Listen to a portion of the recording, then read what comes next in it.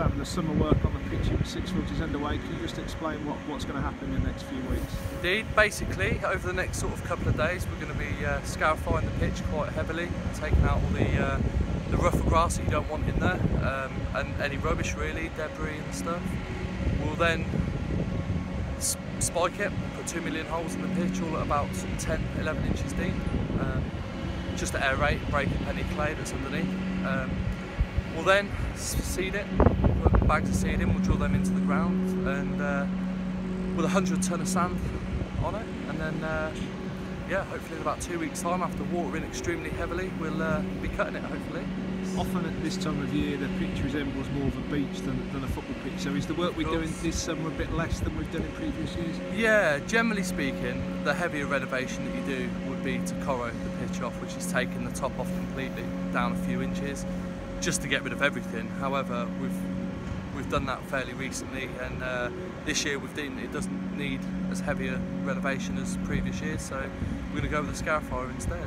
So it's looking after the pitch, is it a job that goes in cycles sort of every 2 or 3 years rather than do a heavy renovation every year? Yeah, every 2 or 3? Generally the heavy renovation will happen one every 3 years, and this is year 2 now, so this year purely scarifying it, just to lift any dead grass out and rotten grass, and hopefully with corro maybe next year, maybe the year after.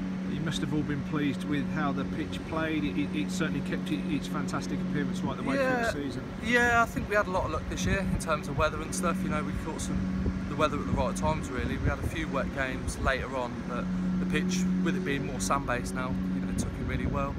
And yeah, a lot of luck there, to be honest, as well. So. And it's just come through a really heavy month, although the first team season ended at the start of May. There's been lots of festivals, tournaments, local cup finals, and it's had a lot of use, hasn't it? I've not weighed up how many games we've had on it since the start of May, the end of the football season. However, I do believe that, you know, it's well up there with over 30, you know, including the all-day tournaments. But again, we've been so lucky weather-wise. We've not had a wetter May as we have had previously. In fact, I think it was one of the driest Mays we've had. So it just made it easy, really, you know, to get on there and work in between games and look after it the best we can.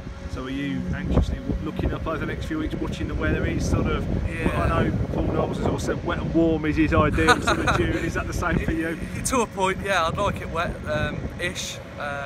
If you can guarantee me a couple of hours of rain during the night, that'd be absolutely perfect. But once the seed's in and drilled down, after a sort of a week or so, that's when we stop worrying about water. Then we start worrying about how to get it on the poster, how to keep it off. But yeah, hopefully. Confident the pitch will be all fit and ready and looking fantastic again come the start of August? I'd not like to taint it, to be honest, but you know, anything can happen. You know, bad weeks, weather and things, you know, anything can happen. But yeah, we've always got there previously, so I'm fairly confident.